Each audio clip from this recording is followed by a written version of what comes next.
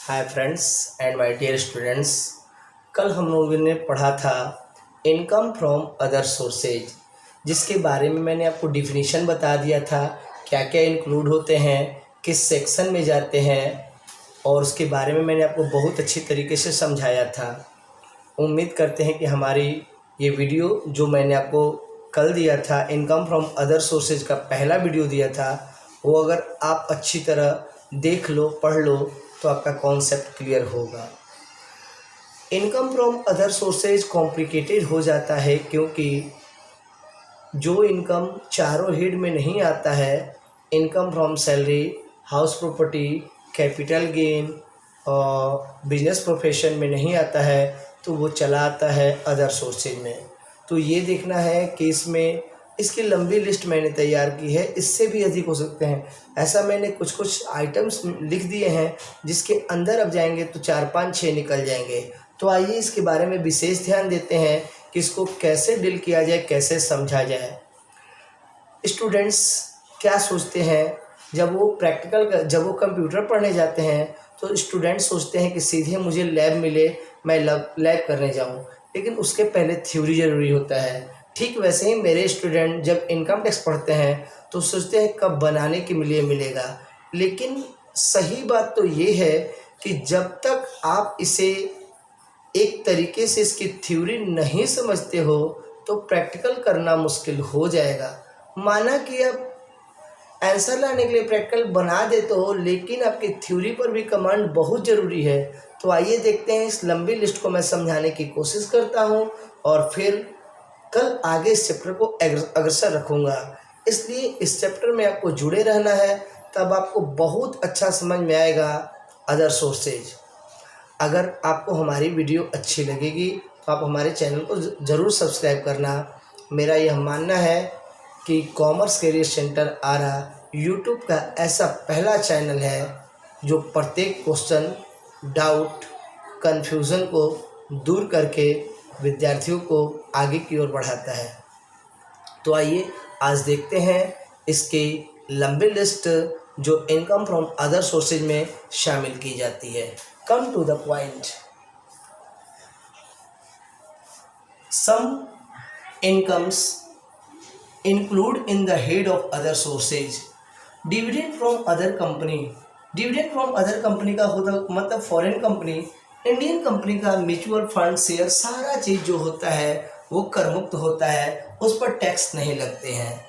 ग्रेच्युइटी receive, जब कोई बंदा अपने काम करते हुए यदि वो मर जाता है तो उसके फैमिली को जो ग्रेच्युइटी मिलती है उस पर अदर सोर्सेज का टैक्स लगता है।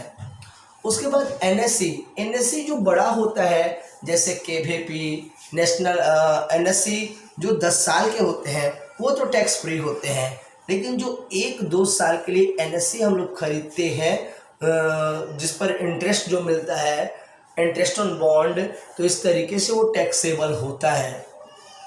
Interest receive on payment of advance IT.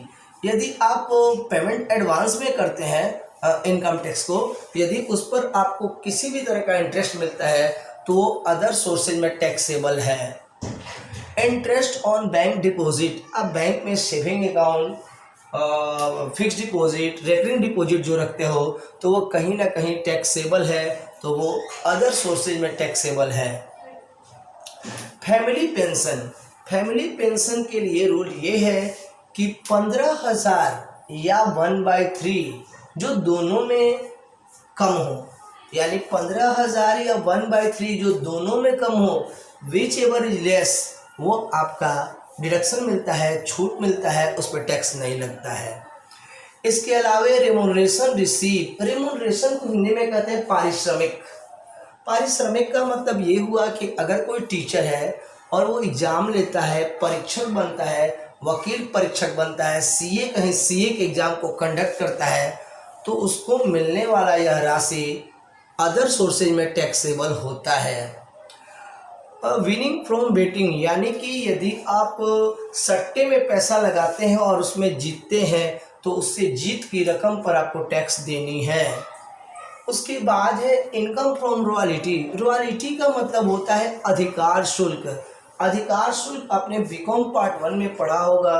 अधिकार शुल्क अलग अलग होते हैं, या जो बुक लिखते हैं उनको भी अधिकार शुल्क मिलता है। जो गाना लिखते हैं और उनका यदि गाना वीडियोस में करके हम बेचते हैं तो उससे जो रकम प्राप्त होती है वह भी कहलाता है आपको रॉयल्टी। इसके अलावे माइन रॉयल्टी होती है, उसके अलावे कोल रॉयल्टी, बहुत सारी रॉयल्टीज़ होती है, यानी किसी को अधिकार देने पर जो हमें पैसे मिलते हैं उसे रॉयल्टी कहते हैं।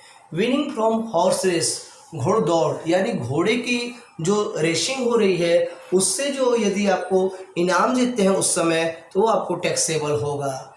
इनकम फ्रॉम मार्केट, यदि आपको ऐसा लगता है कि मेरी ज़मीन पर मार्केट लगता है, मेरे ज़मीन पर ही मार्केट लगता है, जो मार्केट होता है उससे जो मेरे को इनकम होता है तो वो कहलाएगा आपको इनकम फ्रॉम मार्केट, जो कि इस हेड में टैक्सेबल होगा।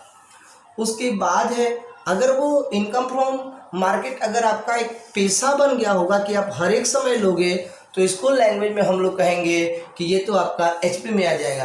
लेकिन कभी कदार आकस्मिक कैजुअल यदि आपको मिलता है तो ये कहा जाएगा कि ये टैक्सेबल होगा अदर सोर्सेज में। इसके अलावे आपका दिखा रहा है हायर ऑफ ट्रेडमार्क, यदि आपका कोई ट्रेडमार्क हायर करके उससे फ़ायदा कमाता है, आपके बदले में पैसे देते हैं, प्रॉफिट कराता है तो वो टैक्सेबल है।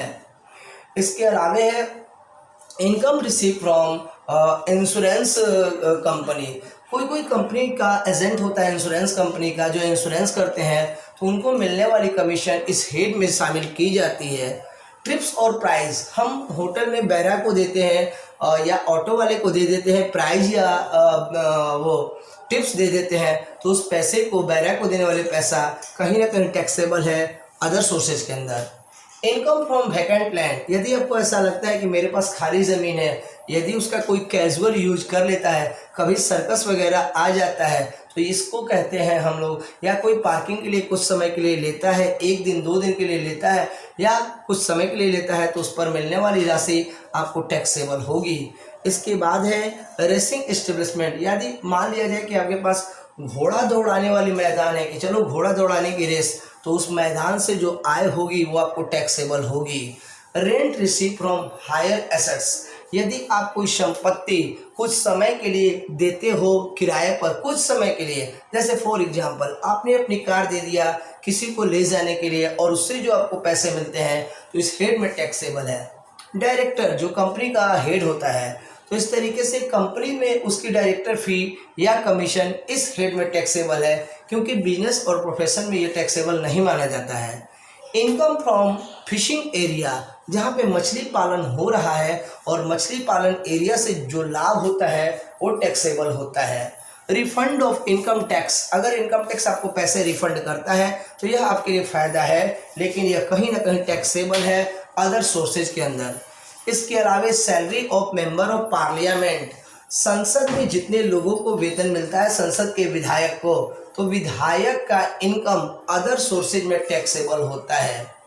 देखिए मैंने तो कुछ इम्पोर्टेंट्स आपको लिस्ट दिया है, इसके अंदर जाते हैं तो और भी हेड बनते जाते हैं, इसलिए आपको ये सारे हेड्स को थोड़ा याद रखना होगा ताकि जब हम लोग इसका प्रैक्टिकल करें तो आपको अच्छे तरह ये क्वेश्चन बनाने आए। तो my dear students and friends, आज के लिए इतना ही, लेकिन आप एक कलेक्शन बनाओ और कलेक्शन में सारे फॉर्मूले को एक जगह रखो, याद करो, तब बनाने में काफ़ी आसान होगा और लंबे समय तक टिकेगा।